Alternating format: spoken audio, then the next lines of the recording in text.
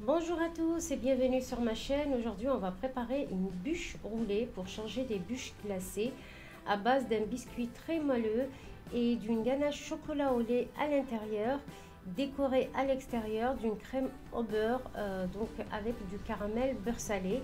Pour la déco, donc ça va être des petits copeaux de chocolat sous forme de sapin et des champignons en meringue. Pour tout voir et pour tout connaître des détails de la recette, je vous invite à me suivre dans ma cuisine.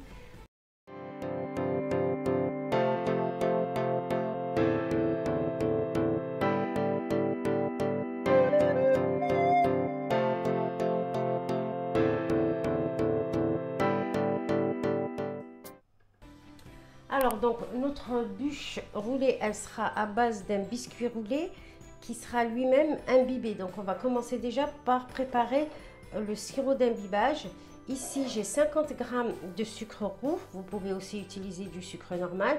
Et je vais rajouter 100 g d'eau et je vais mettre tout simplement à ébullition. Dès que ça arrive à ébullition, je vais éteindre, je vais mettre de côté pour qu'il ait le temps de refroidir pour imbiber notre biscuit. Donc là je vais mettre tout simplement sur ma plaque.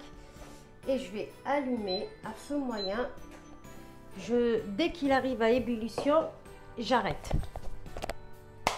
On va passer maintenant à notre biscuit. Donc pour les ingrédients, j'ai 4 œufs à température ambiante. J'ai 120 g de farine que je vais tamiser. J'ai 120 g de sucre et j'ai 50 g de beurre que j'ai fait fondre, mais j'ai laissé tiédir pour l'incorporer par la suite à notre pâte à biscuits.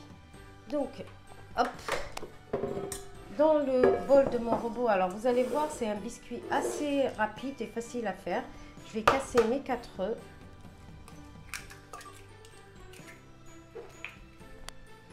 Je vais mettre mon sucre et je vais monter comme un sabayon jusqu'à ce que ça double de volume.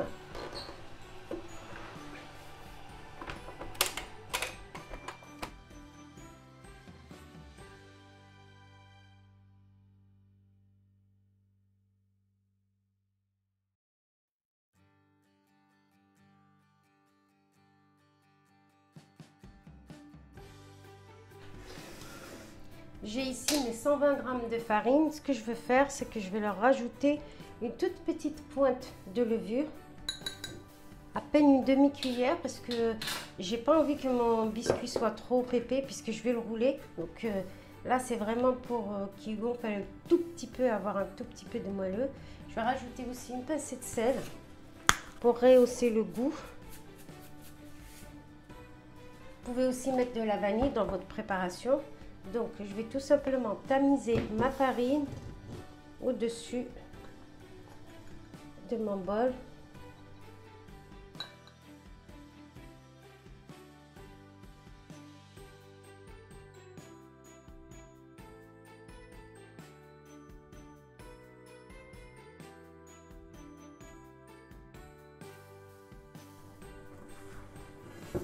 Je vais récupérer mon beurre. Je vais récupérer une partie de mon mélange. Si je rajoute mon beurre dans mon mélange directement, il va casser tout le volume. Donc je vais le mélanger d'abord ici.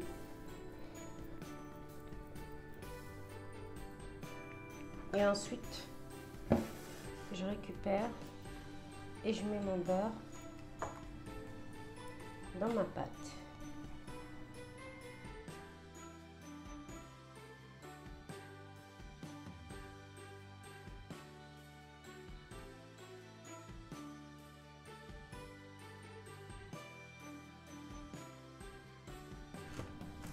Et je vous donnerai aussi les mesures de mon plateau. Donc là, je verse mon biscuit. Donc à 200 degrés 10 minutes. Donc je vais enfourner et on se retrouve tout à l'heure. Au bout de 10 minutes de cuisson, j'ai ressorti mon biscuit qui est hyper moelleux et bien cuit. Je vais attendre qu'il tiédisse un tout petit peu. Ensuite, je vais le démouler je vais l'arroser du sirop qui a eu le temps de tiédir, donc mon sirop qui est là. Et ensuite, je vais l'enrouler dans un torchon pour qu'il prenne la forme. Donc j'attends juste qu'il tiédisse un petit peu pour que je puisse le manipuler.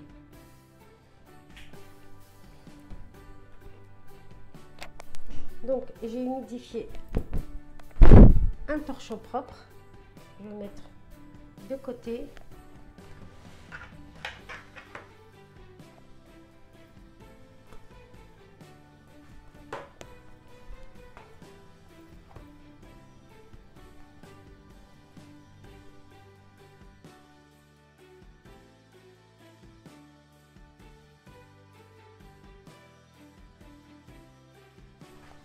Moi, mon gâteau, je vais le rouler comme ça parce qu'après, je vais couper un petit peu.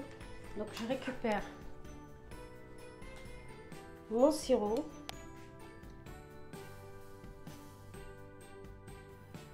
Je récupère mon sirop tiède et j'arrose donc mon biscuit partout.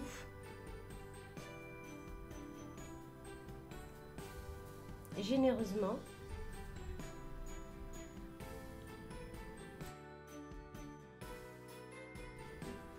Et ensuite, je l'enroule avec mon torchon humide délicatement pour ne pas le casser.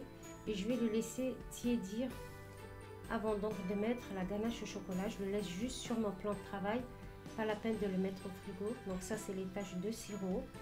Comme c'est un sirop au sucre roux, donc ça laisse un petit peu de taches sur votre torchon, mais ça part assez vite au lavage, ne vous inquiétez pas. Donc on va passer à la ganache chocolat au lait.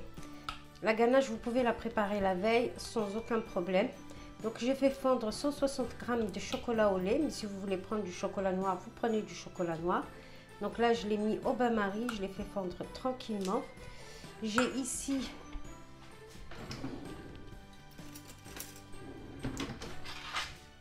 J'ai ici 20 g de glucose, c'est vraiment pour apporter de l'onctuosité. Si vous n'en avez pas, c'est pas grave. Vous pouvez aussi mettre du miel neutre. Ça permet en fait la prolongation de la conservation de la ganache. Et comme je vous l'ai dit, ça apporte de l'onctuosité. Donc je mélange.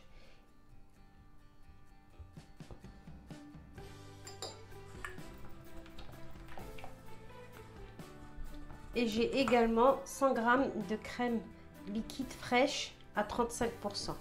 Donc là, je vais tout simplement mélanger en une seule fois.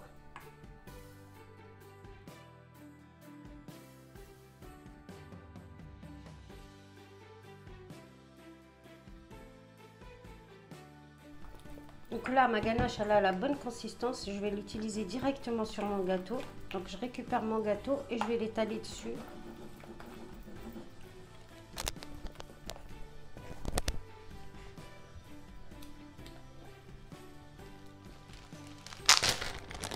Et pour apporter un peu de croquant, j'ai des amandes torréfiées. Je vais les en mettre partout. Vous pouvez mettre des fruits secs de votre choix, de la pistache, des noisettes, des noix de pécan ou ne rien mettre.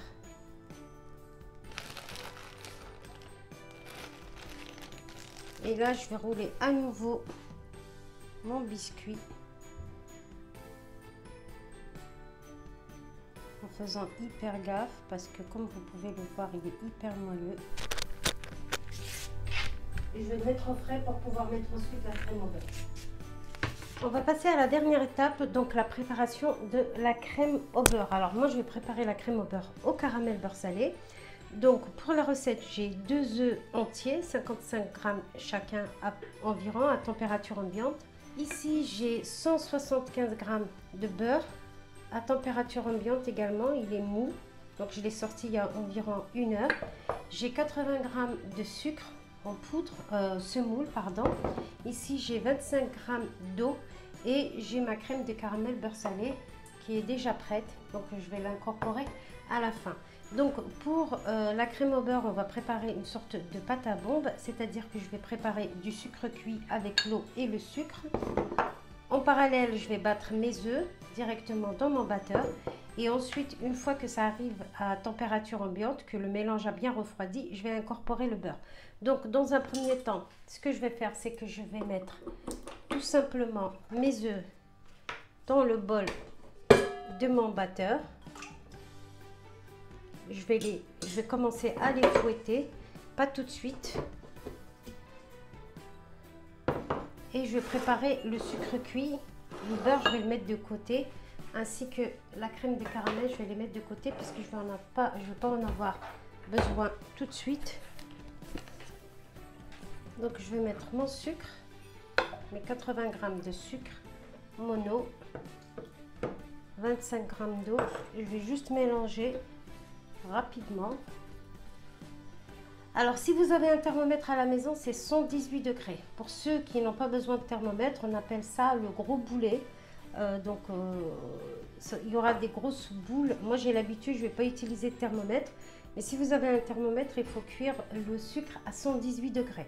Si vous n'avez pas de thermomètre et que vous ne voulez pas utiliser cette méthode pour la crème au beurre, vous pouvez aussi faire la crème au beurre à la meringue suisse. Vous retrouvez juste en haut le lien de la vidéo ou dans la barre de description. Donc le résultat est à peu près le même.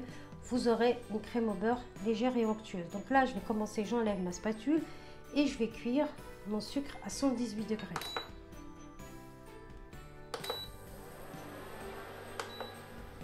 Donc là, mon sirop commence à bouillir. Il doit être dans les 100 degrés. Donc je vais commencer à battre mes œufs. Donc là, il y a juste des œufs, sans sucre, sans rien du tout, juste des œufs comme une omelette. Et je regarde attentivement mon sirop. Donc là, on a entre le petit et le gros boulet. Donc on va attendre 118 degrés.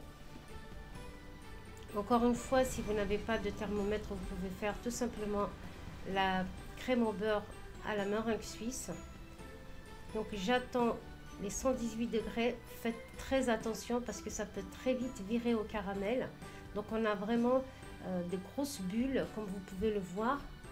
Et ça bout plus lentement. La vitesse au fait d'ébullition elle est plus lente et on a vraiment de grosses bulles à ce stade. Donc je vais éteindre mon sucre. J'attends juste un petit peu.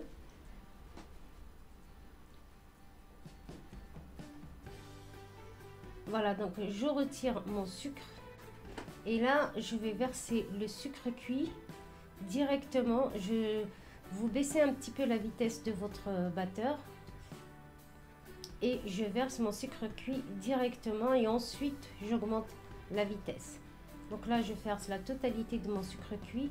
Allez-y quand même assez rapidement parce qu'il refroidit très vite. Une fois que tout le mélange a été renversé, vous augmentez la vitesse jusqu'à ce que le mélange se refroidisse et redevienne à température ambiante. Donc là, on obtient une pâte à bombe, un mélange assez onctueux. Je touche avec mes mains la température. Elle est pas mal. Je touche avec mes doigts. Et là, je vais commencer à incorporer le beurre petit à petit. Donc là, surtout, n'incorporez pas le beurre si le mélange est encore trop chaud, sinon il va fondre. Donc vous prenez le beurre, comme vous pouvez le voir, il est vraiment à température ambiante. Et là, je mets mon beurre petit à petit. Alors à ce stade, vous aurez l'impression que votre crème, elle tranche, puisque vous voyez, donc tout le volume part. Donc vous aurez vraiment l'impression d'avoir une crème qui tranche, mais vous inquiétez pas, c'est tout à fait normal. Je vous montre. Et de temps à autre, vous ramassez, en fait, vous raclez les parois de votre bol pour que tout le beurre s'amalgame avec votre masse. Et là, j'ai même pas encore fini de mettre tout mon beurre. Vous pouvez le voir, ma crème, elle a déjà commencé à prendre. Surtout, continuez à fouetter, on va lui donner du volume. Et ensuite, je vais incorporer la pâte de caramel beurre salé. Vous pouvez ajouter aussi du praliné, du chocolat, mais pas trop chaud.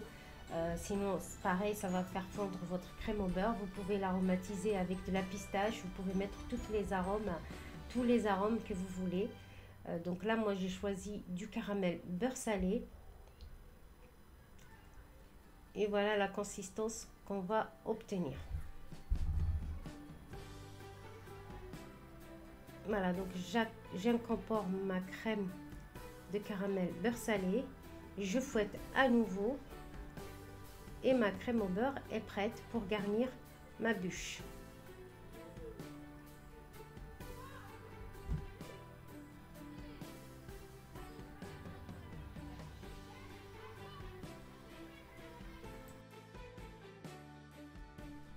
J'ai récupéré ma bûche qui se tient bien. Comme je vous l'avais dit, moi je la voulais longue parce que je vais couper un bout. Donc ce que je vais faire, je me demande si je coupe avant ou après. Je vais couper maintenant. Hop.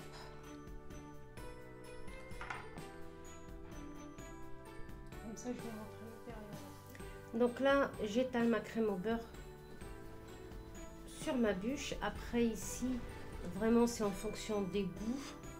Moi j'ai fait comme ça au feeling, donc j'étale partout ma crème au beurre, également sur l'autre partie, sur le petit bout que j'ai découpé.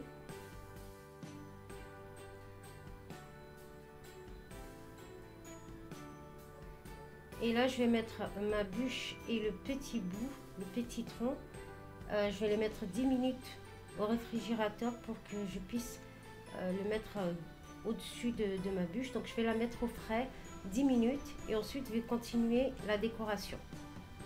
Ma bûche a un peu pris. Ce que je vais faire, c'est que je vais couper ce morceau.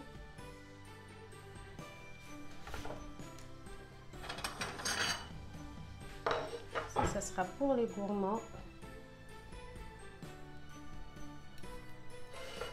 Et ça, je le place au-dessus de ma bûche et avec le reste de la crème que j'ai gardé à température ambiante, j'essaye vraiment d'en mettre partout pour le faire tenir. Voilà, donc je le positionne et je couvre avec le reste de ma crème. Ensuite ici, libre à vous, vous décorez avec ce que vous avez à la maison. Avec une fourchette, je fais des stries. Ensuite, moi, j'ai préparé pas mal de décorations, des petits copeaux de chocolat, des petites meringues, des petits champignons en meringue, un petit peu aussi de chamallow. Donc voilà, j'ai nettoyé mon plan de travail et la partie que je préfère. Donc j'ai mis des petites meringues, un peu de cacao, des petits sapins en chocolat aussi. Donc ensuite j'ai mis un petit peu de doré sur le dessus et j'ai râpé aussi de la meringue pour faire un effet neige. Donc j'ai pris quelques meringues comme vous pouvez le voir. Donc les petits champignons en meringue, je les colle avec de la crème au beurre pour qu'ils tiennent bien sur le dessus. Encore une fois, vous pouvez mettre des Ferrero, vous pouvez mettre des chocolats tout faits, ce que vous avez à la maison. L'essentiel c'est que vous puissiez choisir les goûts qui vous plaisent. Et voilà, ma petite bûche est terminée. Je vais la mettre au frais en attendant la dégustation et je vais la sortir à peu près 15 minutes à l'avance. Voilà, donc ma vidéo arrive à sa fin. J'espère que vous avez apprécié cette recette. Si vous avez aimé la vidéo, je vous invite à la liker et surtout à vous abonner. Il ne me reste plus qu'à vous souhaiter un bon appétit, de très bonnes fêtes de fin d'année et je vous dis à bientôt pour une nouvelle recette.